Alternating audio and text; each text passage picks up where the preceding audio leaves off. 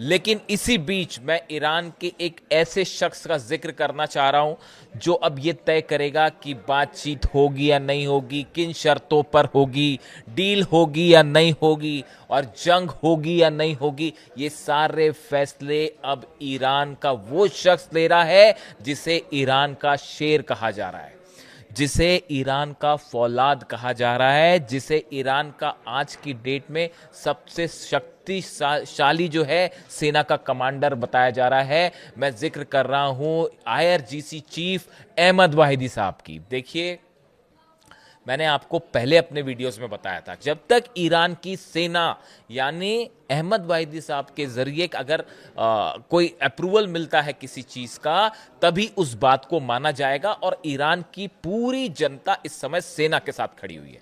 यानी ये कहा जा रहा है कि अहमद वाहिदी वो शख्स हैं जिन्होंने पिछले 48 घंटे में डोनाल्ड ट्रंप को घुटने पर ला दिया है। देखिए, ये बहुत बड़ी बात है। आप देखें पिछले 48 घंटे में किस तरह से डोनाल्ड ट्रंप तमाम कोशिशें कर रहे हैं कि किसी तरह से बातचीत हो जाए, ईरान से बातचीत हो जाए, चीजें सेट हो जाए। इसके लिए हर चीज पर एक बड़ी बढ़त बनाई हुई है ईरान के आईआरजीसी के चीफ अहमद वाहिदी साहब ने। देखिए, अहमद वाहिदी जो है, मैं इनके बारे में पहले भी आपको बता चुका हूं। इनकी दो तीन नई और चीज़ें मैंने समझने की कोशिश की। आखिर आप देखें पिछले कुछ वक्त में ईरान की सेना ने जिस तरह से एक एग्रेसिव स्टैंड लिया है, और आप देखिए हर मामले पे अमेरिका पर भारी पड़ती दिखाई दे रही है, चाहे जंग की बात हो, चाहे टॉक्स की बात हो। ऐसा लगता है पूरा कमान जो है वो ईरान की सेना के हाथ में आ गया, अहमद वाहिदी साहब के हाथ में आ गया। तो मेरे मन में अचानक जब मैं उनकी बात कर रहा था, उन पर रिसर्च कर रहा था, तो मेरे मन में एक तस्वीर बन रही थी। और वो तस्वीर किसकी थी? कासिम सुलेमानी साहब की। ईरान के शायद एक ऐसे कमांडर जिन्होंने अमेरिका समेत पूरी इजराइल की तो रातों की नींद उड़ गई थी।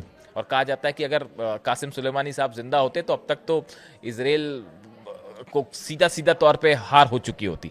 खैर, अब ये बताया जाता है, देखिए मैंने इस तरह से रिसर्च करी तो मुझे जानकारी प्राप्त हुई कि ये जो अहमद वाहिदी साहब हैं आईआरजीसी चीफ, ये कासिम सुलेमानी साहब के बेहद करीबी रह चुके हैं।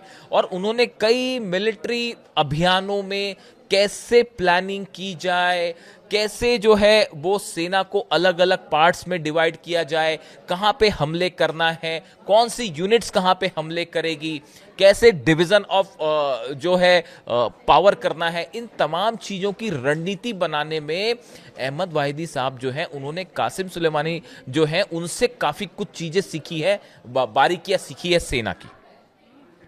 आप देखिए, इसी वजह से कहा जा रहा है कि जो ईरान एकदम रिजिड स्टैंड पर आ गया है कि किसी भी सूरत में अमेरिका से 1 इंच का भी जो है वो नीचे नहीं झुकना है या किसी दबाव में नहीं आना है। ये बेहद एग्रेसिव स्टैंड याद दिलाता है कासिम सुलेमानी साहब की।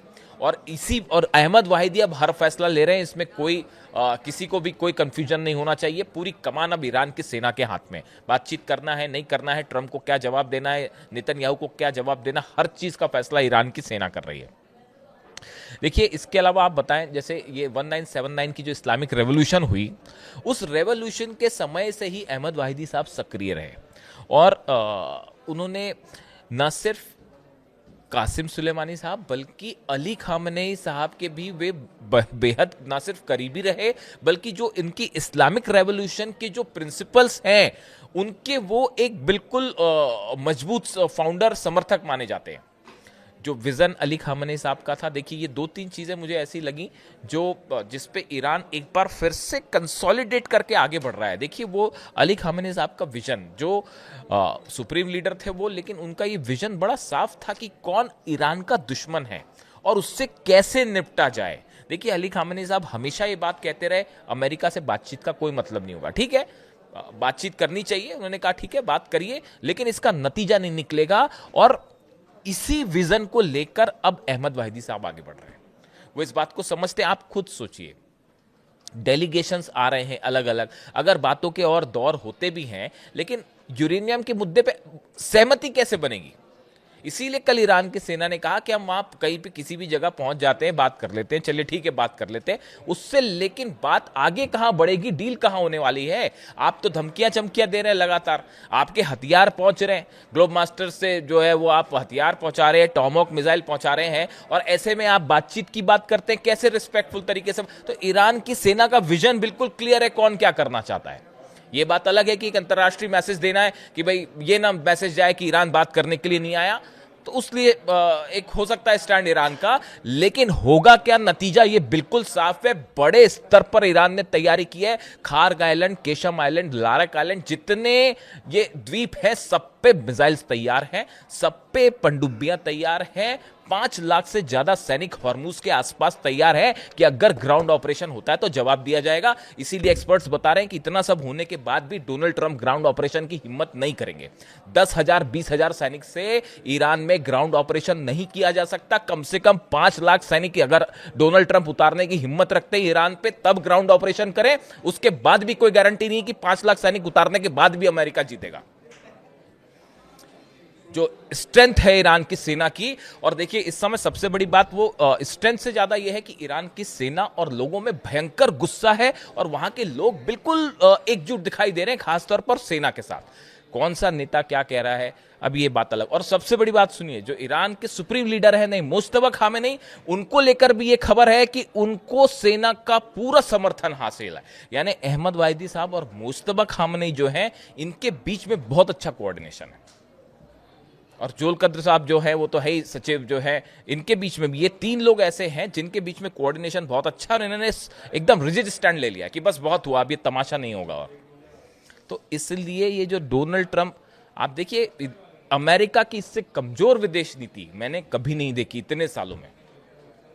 जिस तरह से ये टॉक्स को लेकर जेडी वेंस पता नहीं कितनी बार, 5-6 बार तो जेडी वेंस प्लेन में बैठ के उड़ चुके हैं, अलग अलग आप देखें खबरें इधर उधर देखें तो ना जाने कितनी बार ये खबर आ गई कि जेडी वेंस प्लेन में बैठ के उड़ गए हैं, पहुंच रहे हैं, अब तो पहुंचे तब पहुंचे, अब निकले। आप समझिए क्या हो रहा है। ये व्हाइट हाउस की तरफ से कुछ बयान आता है, डोनाल्ड ट्रंप की तरफ से कुछ बयान आता है, मतलब बड़ा ही अजीबोगरीब हालात। कुल मिला के हालात ये है कि अब ईरान की सेना के हाथ में सब कुछ है, कमान। इसके साथ ही ये बताया जा रहा है कि सीज फायर खत्म होने के बाद आगे क्या किया जाएगा, इसको लेकर एक बड़ी रणनीति अमेरिका ने भी तैयार कर रखी है, इजराइल ने भी तैयार कर रखी है। यानी देखिए कुल मिलाकर अगले चंद घंटे और आज का दिन ये तय कर देगा कि मिडिल ईस्ट में अब आगे क्या होने जा रहा है, और क्या बड़ी जंग की शुरुआत आज रात से हो सकती है या शायद उसके पहले भी हो सकती है। बड़े सारे वॉर एक्सपर्ट्स इस बात की ओर इशारा कर रहे हैं कि जो फॉर्मेशंस हो रहा है अमेरिका की सेना का, और इजराइल से जो खबरें आ रही हैं उसके मुताबिक एक बार फिर बड़ी जंग की शुरुआत हो सकती है, और पूरे अरब के ठिकाने जो हैं वो सब के सब खतरे में। जो भी अपडेट होगा आप तक पहुंचाऊंगा। कमेंट करके बताइए कि आपको वीडियो कैसा लगा और अब ईरान का क्या रुख होना चाहिए, प्लीज कमेंट करके बताएं। Thank you so much.